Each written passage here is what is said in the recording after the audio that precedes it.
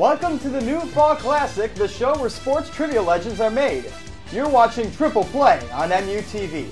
I'm Michael Brannen, along with Ashton Kimbrough. If sports is your thing, then take a seat and let's see what you know. Now the show is divided into 3 rounds, beginning with 3 contestants. At the end of the show, only one will play for the chance to complete the Triple Play. Let's run through today's lineup. First, out of Chicago, Illinois, the only man on this campus who can tell you what Ozzie Guillen is saying. He's Dan Buenaconti. He's a die-hard White Sox and Bears fan from Chicago, Illinois, and claims that he taught Jose Contreras how to throw his split finger. He's Josh Wolf. And finally, while interning at ESPN Radio in St. Louis, he became the entire studio's fantasy advisor. He's Michael Kleckner. Now these guys are all suited up and ready to hit the field, so let's get ready for the opening kickoff. In the first round, contestants will be asked 10 questions involving a number of statistical significance. A unique point system is used to determine which 2 contestants move on to the next round. The contestant closest to the correct number will earn more points than the other contestant.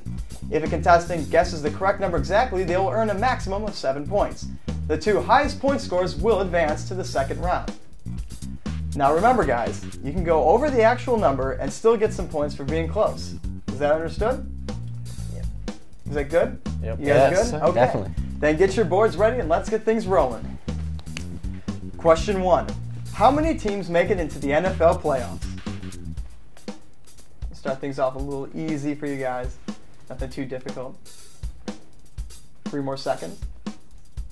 And reveal. 8, 12, and 12. So Dan and Josh, you get 12 points for getting it exactly. No, I was gonna...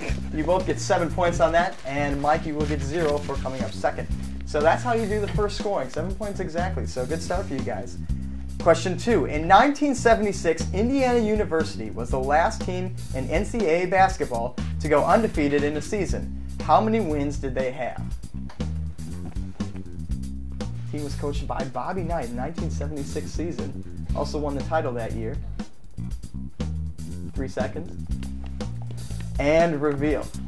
Mike says 32. Josh says, Josh says 35. And Dan says 31. The correct answer is 33 wins. So that means, Mike, you get 6 points for being the closest. And then, quick math, you guys are split on that one, so you get 3 points each on that one. 33 wins. And a 33-0, you guys. Almost went all the way like Stanford did a couple of years ago. But Indiana held on to win. So, question number 3. The 2003 Detroit Tigers finished the MLB season with the worst record. How many losses did they have? Set an MLB record with the most losses in one season.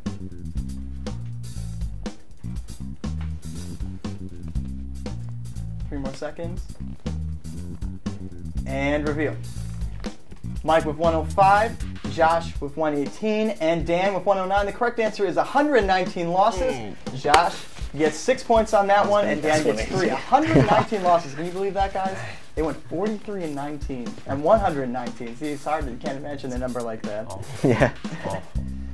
Question number 4. Eric Dickerson set the NFL record for rushing yards in one season. In this season, in 1984, how many yards did he accumulate? He passed up O.J. Simpson, who rushed for over 2,000 in the 72 season with the Buffalo Bills. Eric Dickerson with the Rams. And reveal.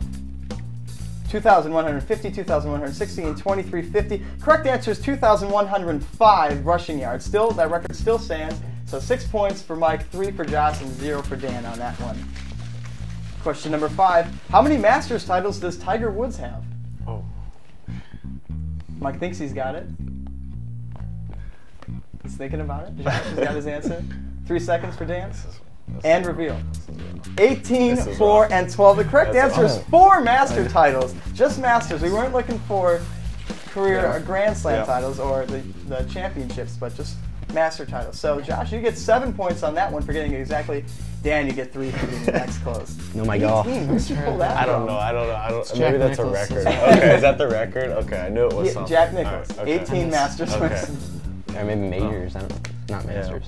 Well, we're halfway through the round, so let's recap the scores and see how much each contestant has.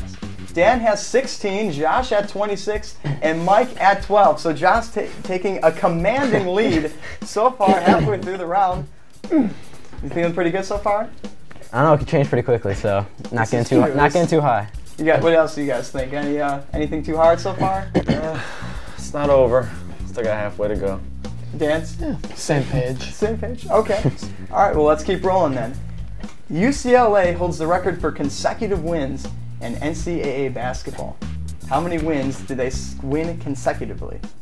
It's back in the early 70s. The streak was ended by Notre Dame. 3 seconds, Mike. 2, 1. Get it out. And reveal. Correct answer is 88. So Dan, you're the closest with 72, and Josh gets 3 points for coming up second. 88 wins. I don't know if you guys remember that game where they lost to Notre Dame. They had three shots at the buzzer. None of them could fall. And yes, Digger Phelps was the Notre Dame coach. So I can't give you any extra points for that, though, Josh. I'm sorry. No extra credit. It's just numbers in this round. Moving on, question 7. In 1972, how many gold medals did all-around swimmer Mark Spitz win? Won a gold medal in every event in the 72 Olympics in Munich. 3 seconds to reveal. And show the audience. 8, 7, and 7. The correct answer is 7 gold medals. So Dan and Josh, you each get 7 points for getting exactly. Mike 0. Unfortunately for the tie on that one. Otherwise, could have been a 777 if you were one little less. Question 8. In an NCAA volleyball match, how many points must a team score to win a game? Or the minimum amount of points they need to win a game, excluding Game 5. 3 seconds. I have no idea. And reveal your answers. 32, 25, and 25. Actually, the correct answer for college is 30 points, but in traditional volleyball, it would be 25. So in this case, Mike gets 6 points for being the closest. Josh and Dan, you still get 3 for tying and coming in second. Yes, but most in club volleyball, they usually play to 25. When you get to the Olympics, the college level, they play till 30. So, question 9. Let's see how you can do the international thing here. How long is a football field in the Canadian Football League, including the end zones? You got a total of the entire field. You guys look like you're struggling, so I'm going to give you a couple more seconds on this one. And reveal. 120, 140, and 140. The correct answer is 140. In Canadian football field, the field is 120 yards. Actually, the midfield is 60 yards, is a 60-yard line, and the end zone is 10 yards each, totaling 140. So Dan and Josh, 7 points. Mike, 0 points on that one. Were you stumped by that one? Are the field goals at the end of the end zone in Canadian Football League?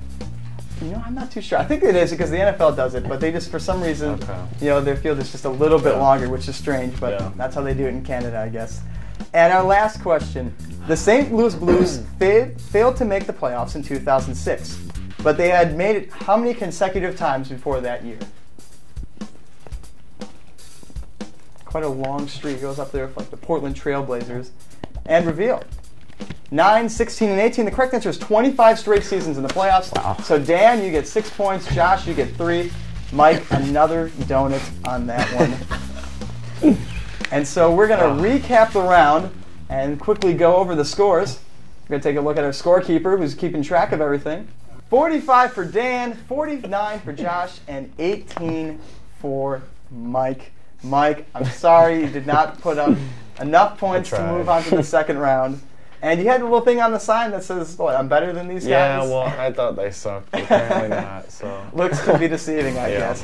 But we hope you have a good rest of the year for school, and thank you for coming in. And thanks for having me on. No problem. Always nice to have more contestants on the show. So you don't get to walk away. Actually, we don't have anything for you in this first round. Right. We can't afford all of those great prizes just yet. So Josh and Dan will move on to the second round, and they'll be playing at the buzzer. So stay tuned. You're watching Triple Play.